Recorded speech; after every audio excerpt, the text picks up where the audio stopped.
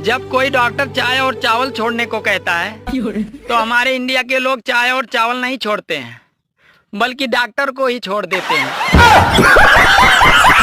आगरा में अंग्रेज ताजमहल देखकर खुश होते हैं और भारत वाले उनकी लुगाइयां देखकर खुश होते हैं। नवंबर दिसंबर में इतनी शादियां होती हैं, लगता है जैसे दूल्हा दुल्हन पर 50% डिस्काउंट चल रहा हो। मेरा जन्म अगर रामायण और महाभारत काल में होता तो मेरी हरकतों की वजह से मुझे रोज 100-200 शराब जरूर मिलते। पहले मेहमान आते थे तो हाल चाल पूछते थे, अब तो आकर सीधा पूछते हैं, भैया टाइप सी चार्जर है क्या? अरे घर में झगड़े होने के बाद पत्नी अपने पति के पास से ऐसे गुजरती है कि जैसे लोकल ट्रेन के बगल से राजधानी एक्सप्रेस गुजर रही हो।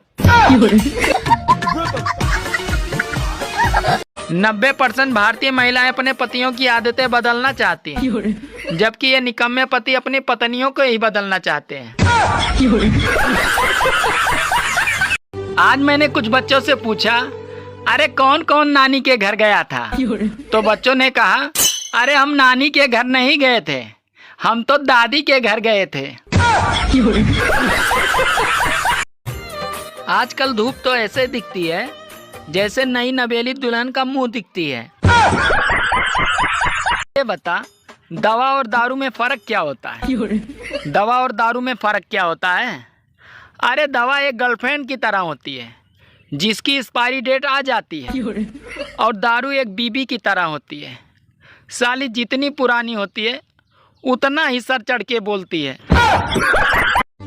एक टाइम था जब पति पत्नी एक दूसरे की हिम्मत बढ़ाते थे, और आजकल तो एक दूसरे की बीपी बढ़ाते हैं। आज मेरी बीबी मुझसे बोली, अरे कोई पटा भी रखी है या पूरे दिन ऐसे ही मोबाइल में घुसे रहते हो? कसम से ये बात मुझे बेलन से भी बुरी लगी। शादी के बाद पति चाहे कितना भी जेंटलमैन क्यों न हो, पर बीबी की नजर में हमेशा उसमें सुधार की गुंजाइश रहती है। नहाने से आधी थकान दूर हो जाती है। कृपया ठंड में ऐसी अफवाहों से दूर रहें। अगर आपको ये लगने लगा हो कि पढ़ाई करना बहुत मुश्किल काम है, तो दुनिया की कोई ताकत आपको दूसरे के यहाँ मजदूरी करने से रोक नहीं सकती। हम तो मजदूर। भारतीय पुरुषों में एक अद्भुत इच्छा होती है, उन्हें तो पत्नी संस्कारों वाली चाहिए और पड़ोसन तो खुले विचारों वाली चाहिए। क्या आप जियो का मतलब जानते हैं? नहीं जानते? जियो का मतलब होता है पहले सस्ता करो फिर महंगा करो। पत्नी और पाकिस्तान की राशि एक ही होती है, ये दोनों कब जंग छेड़ दे ये किसी को नहीं पता। अरे कुछ लड़कियां तो ठंड में एक हफ्ते नहीं नहाती, और नाम पूछो तो महक और खुशबू बताती हैं।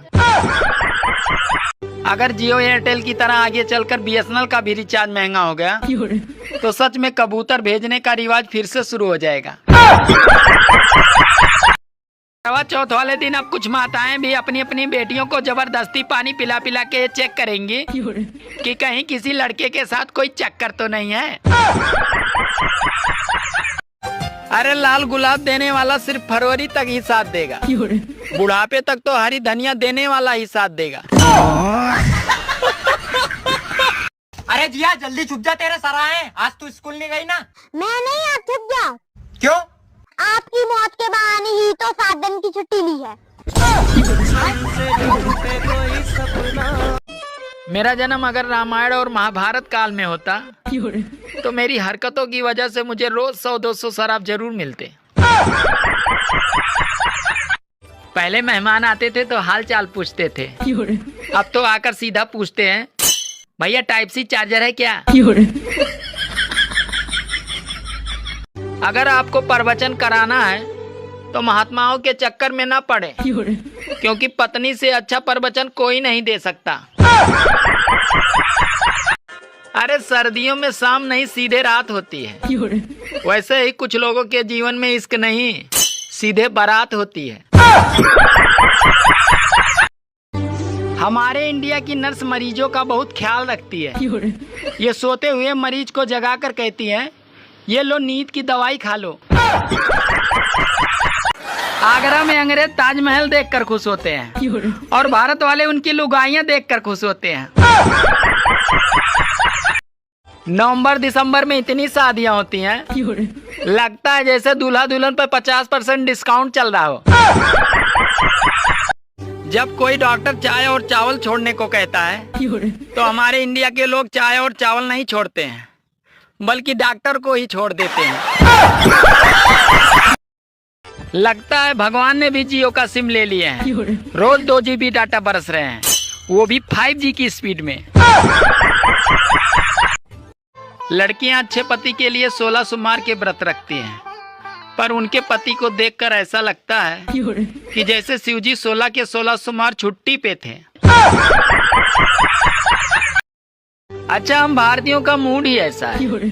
अगर ब्लड टेस्ट की रिपोर्ट नॉर्मल आ जाए तो लगता है पैसा बर्बाद हो गया। एक बात हमेशा याद रखना, सब बीवियां दिल की बुरी नहीं होती हैं, कुछ का दिमाग भी खराब होता है। एक आदमी पतंग काटकर पड़ोसन को देखकर मुस्कुरा रहा था, तो इतने में उसकी पत्नी बोली, अरे सिर्फ पतंग ही उड़ाओ, खुद मत उड़ो, नहीं तो मैं तुम्हें ही उड़ा दूंगी। मैं छत पे चढ़ा पतंग उड़ाने के बहाने और पड़ोसन आई कपड़े सुखाने के बहाने। ये देखकर बीबी डंडा लेकर आई बंदर भगाने के बहाने। आजकल धूप तो ऐसे दिखती है जैसे नई नवेली दुल्हन का मुंह दिखती है। अगर आपको प्रवचन कराना है तो महात्माओं के चक्कर में ना पड़े, क्योंकि पत्नी से अच्छा प्रवचन कोई नहीं दे सकता।